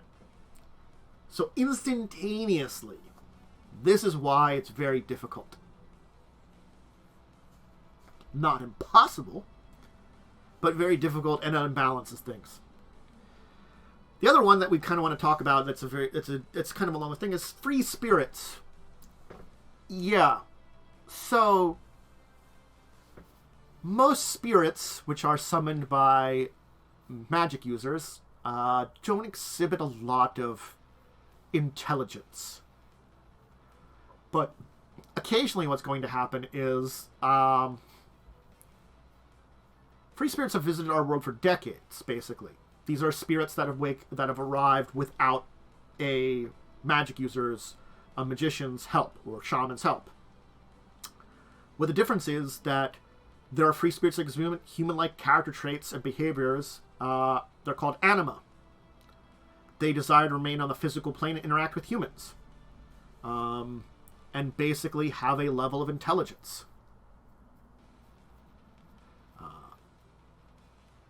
So free spirits do exist, and you can play one that's smart and wants to hang around and be with humans. So, wow. There are definitely some legal ramifications in here. The Astral Preservation Society, a bunch of others, assert the most free spirits who stay on Earth try to integrate civilian life. They choose their own identities and usually assign themselves a gender. Those forms allow some time writers to sin with the government, corporate entity, maintain a secret nature. Someone that just lives on the fringe of society. And, rights with them is difficult. So these anima, there's about 50,000 of them. Amazonia, Yuk, Manchurian, Czech Republic, Puebla, and Bolivia allow citizens for free visits. Several mega corporations have corporate civilization, Eco and Wuxling. So yeah. Let's talk about playing both of these, because these are kind of different. You have to remember, spirits are creatures of magic nature. You are, in essence, magic made manifest on the physical world. That's a spirit. You're very hard to understand the essence of and play one.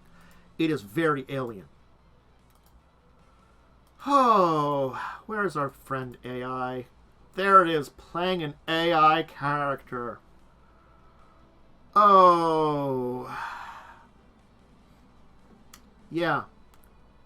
Your mind is all that exists when you're playing an AI character. You're purely a Matrix character. It's 110 build points to play one, to begin with. And there are a lot of rules here. You've got charisma, intuition, logic, willpower. You have no bodies. You really don't need active skills. There's code bases. All of these qualities exist here. The AI qualities. You take a look at them. And all these rules that exist here that are difficult.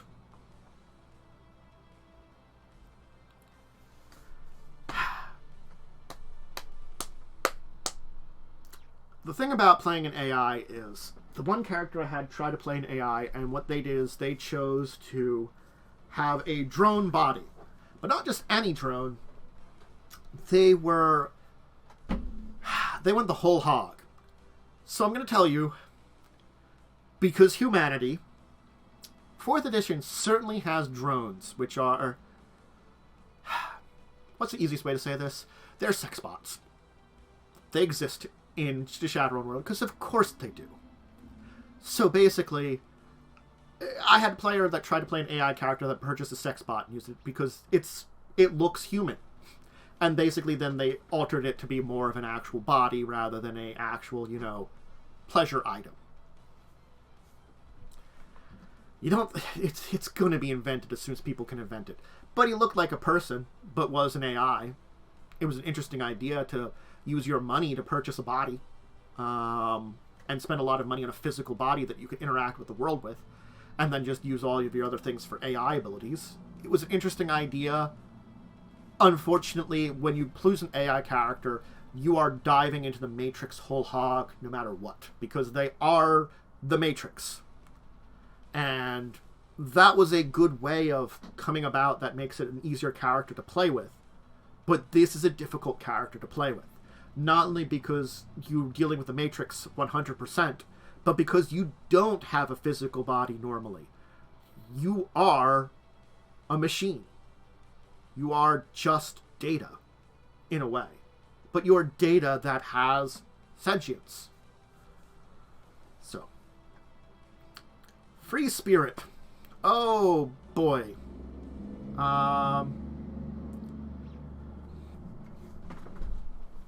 It's all about the magic, buddy. That's the big thing about a free spirit.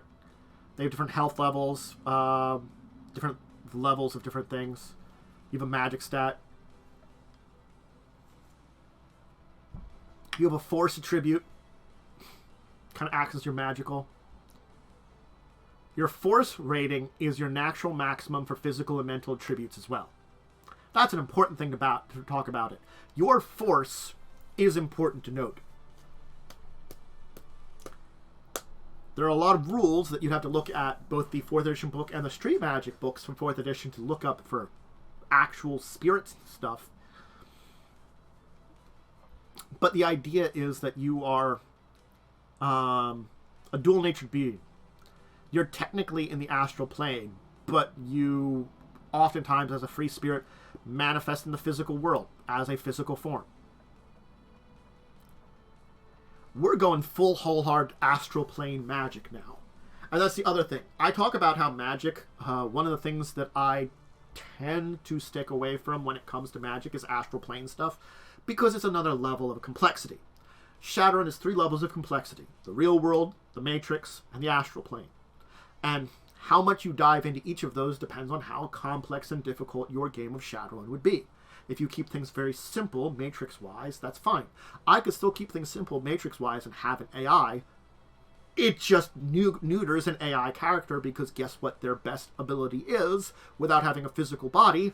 Matrix stuff. Granted, the drone route is a way that you can certainly go about having them have a physical body that they can manifest in. It's complex and requires them to do a lot of work. A free spirit, on the other hand, is the same way. They are an astral being that connects up with the astral plane. You know, you have a home meta plane that you come from.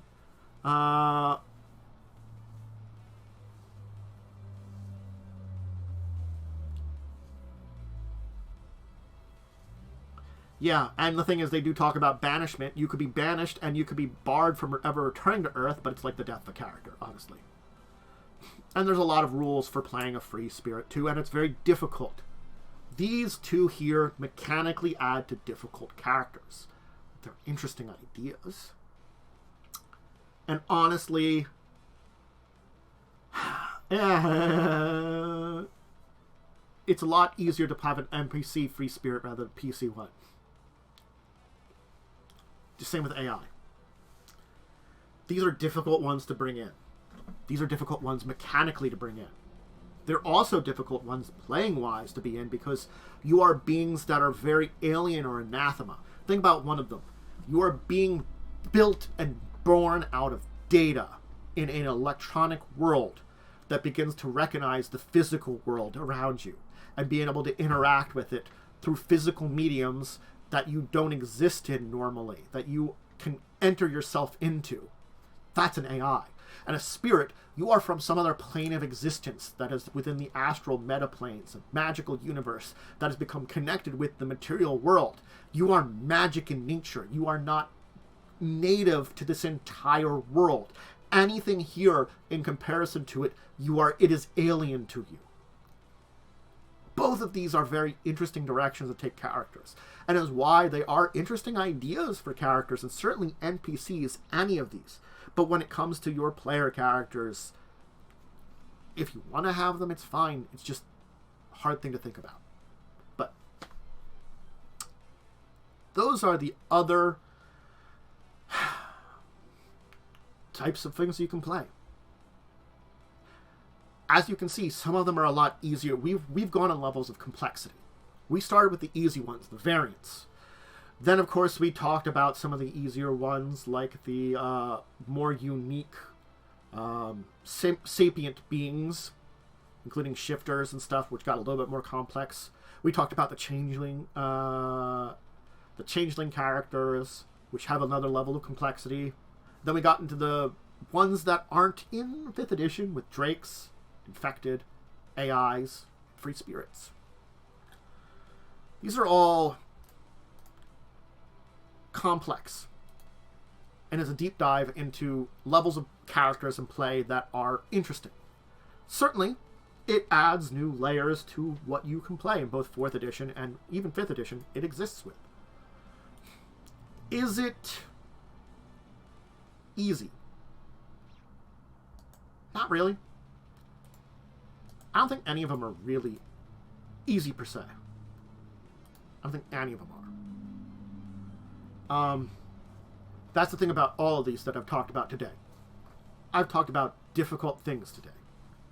Difficult characters to play because of a lot of what exists in the Shadowrun world that is against this kind of stuff and sets up problems for these people and things and beings.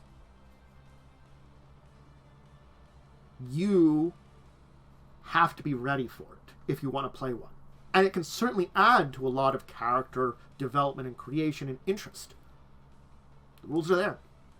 If your GM allows it, cool. And as I said, there are some of them that are interesting, but very difficult to play. Very difficult for a variety of reasons. As a GM, I would think very carefully about allowing any of them. Any of them. I would think carefully. I would consider it. I would make my decision and stick with it. And don't just allow your players to just do it for whatever reason. Talk to them about it. Anyway. Hey. There could be other stuff out there. As I said, there was a kind of rules I saw previously for dragons, other various things. There's been a bunch of homebrewing stuff, I'm sure, out there. Some other awakened critters that do have sentient sapients. Sapients! That's the word I'm looking for. God. Thanks for English for leaving me. There are other sapient creatures out there that certainly there could be rules out there for you to play, or you might have an interest in it. It would be more difficult. These are like the common things and stuff like out there. But it can't be said that it can't be done. Especially in 4th edition, which is a point-buy system, a lot easier. 5th edition, much harder. Can't say it couldn't, but much harder. But, hey. Thank you, everybody, for joining me today. I think that's where I'm going to leave off of. This was a long conversation because it is a big conversation. And especially when we get into some of those other things there. We've gone over a lot of stuff here. And I hope it's gotten you an interest in some of the variety of stuff out there. But also, honestly, the world of Shadowrun. As it is a very difficult world. It's a very dirty world, I think is the best way to say it.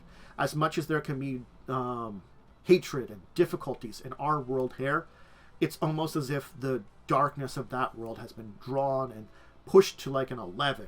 You know, it has been driven to an extreme because of everything that's been out there because of it. So, I'm going to get going. Remember, every Tuesday and Thursday, I have these tabletop things. And introducing, as of this date, dating this a little bit, I'm going to be doing my first Saturday tabletop day this week. So, it's going to be added in. Around 1 p.m. on Twitch for the Tuesday, Thursday, and around 11 o'clock in the morning for the Saturday. Just a note about those. So, I'll shout those out. Remember, you can always check me out live on Twitch. Join me as my good friend and mod Diamond Worm did. Or you could check this out when it goes up on YouTube eventually. So, all the links description. If you're either on Twitch or YouTube, check out the other one. I have different ways to support myself. I will do more of these in the future. There are more things to talk about in Shadowrun, certainly. We will visit the 6th world in the future. But I hope that these more subjects today interest you in the world. And remember, there are difficult things to talk about. We can do it well and go over these things. So, anyway, until the next time, everybody, I hope you have a great day. And I bid all of you out there farewell. Goodbye to you all.